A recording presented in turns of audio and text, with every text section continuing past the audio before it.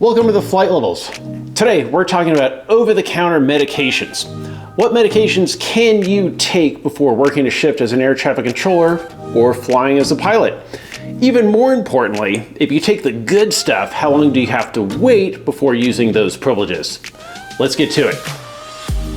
My name is Joe. I'm a flight instructor and former air traffic controller. But one thing I'm not is a doctor. So the following is not medical advice. But what I can share with you is the guidance the FAA wants everyone to have in terms of not just what medications they can take, but also the reasoning behind deciding whether you're okay to go on shift or to jump into a cockpit. So before even talking about taking medication, we need to be aware of FAR 61.53, which essentially prohibits you from flying with a known medical deficiency. So the FAA wants you to run through a little bit of a self-assessment. And you can ask yourself the following questions. Am I sick? Am I having trouble clearing my ears at ground level? Of course, controllers don't need to worry about that. But do I feel bad enough that I keep thinking about how I feel? Are others asking me if I'm okay? Do I feel good enough to fly only because I'm taking medication? And am I getting worse? So the reason you want to ask yourself these questions is you want to find out if you have a disqualifying condition, such as a bad cold, a fever, a sinus infection. And the reason I'm pointing this out is these medications that we're going to talk about in a few minutes, they're just going to make the symptoms a little bit more bearable, but the condition itself is still going to be there and you are still disqualified. So if you have a bad illness, taking these medications is not going to change that and you are still disqualified. So one part that's a little bit confusing is now you might be thinking, well, if I'm sick enough to take a medication, then I must be automatically grounded. And that's not quite true. So here's a great example. So I suffer from what feels like year-long seasonal allergies. And as a result, every day I take Claritin and Flonase. And these medications just make my life a little bit more bearable. I don't have a disqualifying illness. I just have these mild allergies and they just make my life a little bit better and they take the edge off. So as we proceed throughout this video, we're going to apply a 3-question test to each possible illness. So the first one is my underlying condition non-disqualifying? Is the medication that I want to take on the FAA's approved list? And would I be still safe to fly if I didn't take this medication, even if it means I'm a little bit more miserable? If the answer to all 3 of these questions is yes, then we are in good shape. So we're going to apply those questions as we move forward.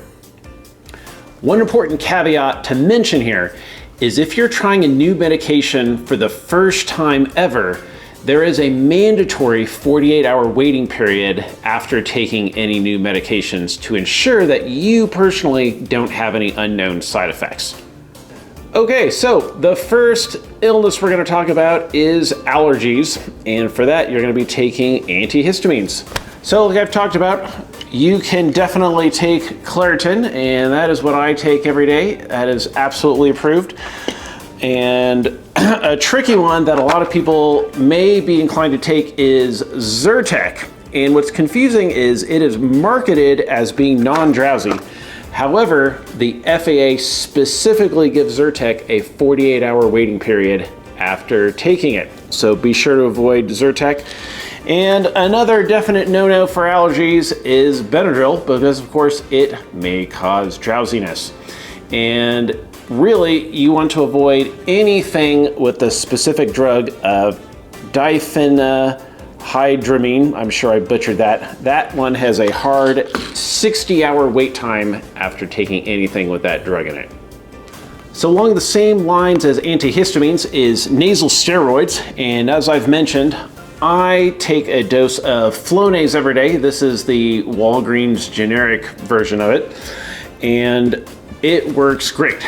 Now, the thing you have to keep in mind is if you're using these drugs, you need to be aware of, can I still clear my ears? Do I have congestion up there? Because of course, you want to be able to clear your ears if you're going up and down in an airplane.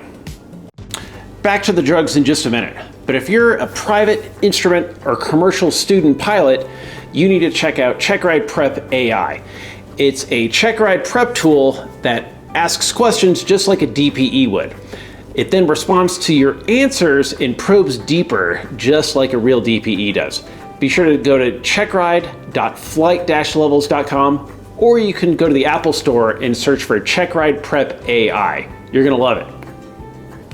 Up next on the list are decongestants.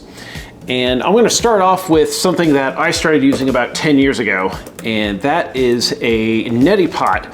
And basically, if you've never used this before, what you do is you put some warm water in here, you get one of these saline packets, put it in here, it basically makes salt water, and you basically tip your head over, pour it through your nasal passageways, and watch all the fun stuff get washed out. It's kind of gross, and if you've never done it before, it is a very strange feeling, but the relief that gives you is amazing. I highly recommend trying out a neti pot if you've never tried one before. And of course, since there are no drugs involved in a neti pot, it is absolutely approved by the FAA. The next drug that is approved is Afrin, and this is great at nasal decongestion. And the next one is also Sudafed. The thing to know about Sudafed is to get the real drug of, so maybe I'm gonna butcher this one, pseudoephedrine. You actually need to go to the pharmacy counter and ask the pharmacist to get this for you, and you'll have to show your ID. And of course, if you are a fan of the TV show Breaking Bad, you'll know why this is the case. Now, the part to be aware of, I'm going to really emphasize this, is if you're using a nasal decongestant, it is a very thin line between needing assistance staying decongested and being fit to fly. Because as we've talked about, you're going to have some really big issues if, let's say, you take some of these medications and you're great, and then a couple hours later on your flight, you are going to be in a world of hurt with your eardrum and all of the pressure associated with that. So it's a really fine line to pass that 3-question test of, you know, you need to be in a state that you don't need these drugs to fly, you're just using them to take the edge off. Moving right along, what if you have a cough? So the go-to thing for most people is cough drops, and for the most part, menthol cough drops are absolutely fine, but there are some cough drops that are medicated, so be sure to be on the lookout for that same active ingredient in Benadryl of that diphenhydramine. And there are also some cough drops that also have the active ingredient of dextromethorphan. Sorry, all the you doctors that know how to pronounce these better than me. But mostly cough drops are fine. The other medication that is really great for having a cough is Mucinex. And this is great because it's an expectorant. It basically helps you clear the mucus.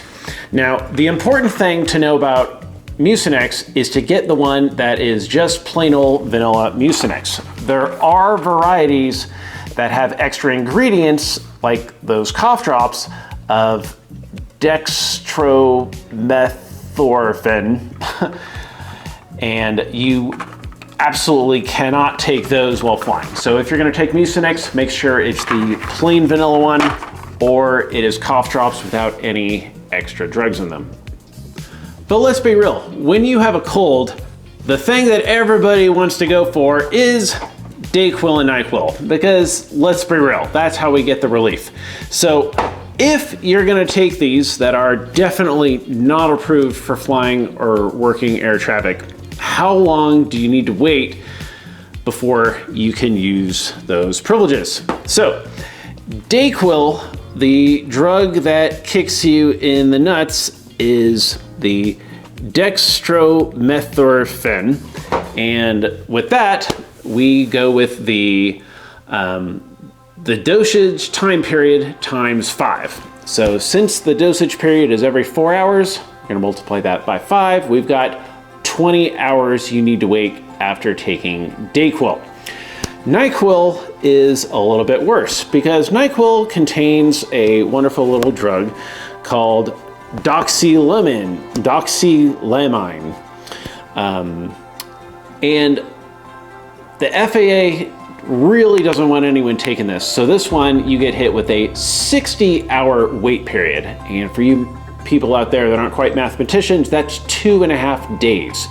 So make sure that if you're gonna take DayQuil or NyQuil, you're waiting the appropriate 20 hours or 60 hours. And then there's aches and pains. And this one's pretty straightforward. All the common medications such as acetaminophen or Tylenol, as well as Advil, which has ibuprofen, no problem. These are all approved, also including Aleve. If you want to use any medicated creams, those are totally approved. The one thing to be careful of is some of these medications have a PM formula, which includes the drug that you're gonna keep hearing me talk about of diphenhydramine, and that makes it absolutely not approved. So just make sure if you're gonna do any pain relief, such as Advil, which includes ibuprofen, it is not any PM formulation. Then there's stomach issues, nausea, vomiting, diarrhea. And similar to nasal congestion, this is a thin line where if you are having these symptoms, you probably should not be in the cockpit or at the radar scope. At the same time, if you're on the path to recovery and you've had a couple hours of relief, but you just want to feel a little bit better, then Pepto-Bismol is absolutely approved. You can take that, but exercise caution. If you have the symptoms of those ailments, like, you do not need to be in the cockpit. You should only be taking this if you could have gone without it also. So what if you can't get to sleep at night? What can you take? So on the approved list is melatonin, which actually isn't even a drug. Now, just because melatonin is approved, you do still need to be careful about when you take it, because apparently, I've never taken it, but if you take it at the wrong time, you can have some other effects, so just be careful about that. Now, one thing you definitely do not want to take is any medication like DayQuil, because it has the same drug in Benadryl, and this kicks you into a 60-hour waiting period. And just like we talked about, that's 2.5 days, because DayQuil contains diphenhydramine, just like Benadryl does. So if you need to take DayQuil, make sure you're prepared to wait 2.5 days or 60 hours before going to the cockpit. So if you're gonna take a medication that is not on the approved list, the FAA has some general guidance of how long you need to wait until going back to the cockpit or to the control room. And it's basically looking at the dosage timetable and multiply that by 5.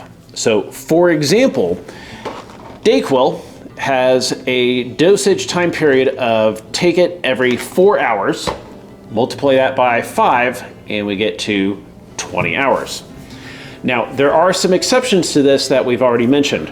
So for example, Benadryl, which contains diphenhydramine, which is the same thing in DayQuil, that rule of thumb doesn't matter. That gets an automatic 60-hour wait time. And like we talked about, that's 2.5 days. There are some other drugs they mention. So chlorpheniramine and clemastine. Those aren't really all that available anymore in the United States. Those were early antihistamines, and if you're taking them for the sake of antihistamines, you're doing it wrong, because the new ones like Claritin and Allegra are much better without those awful side effects. So if for some reason you are taking anything with chlorpheniramine or clemastine, those require a 5-day waiting period, but it's kind of a moot point because nobody in the United States should be taking that anyway. So let's bring this all together. If you're considering flying or going to the control room while taking some medications, you need to ask yourself these 3 questions. Is my underlying condition not disqualifying? Is the medication on the approved list? And then lastly, would I be safe to perform these actions even if I didn't take these medications? You need the answers to all 3 of these to be yes, in which case you can proceed with taking this medication and going to the cockpit or the control room. Thanks for watching, everybody. Be sure to check out flight-levels.com. My name's Joe. I'm a flight instructor and a former air traffic controller. And remember, don't just fly, climb to the flight levels.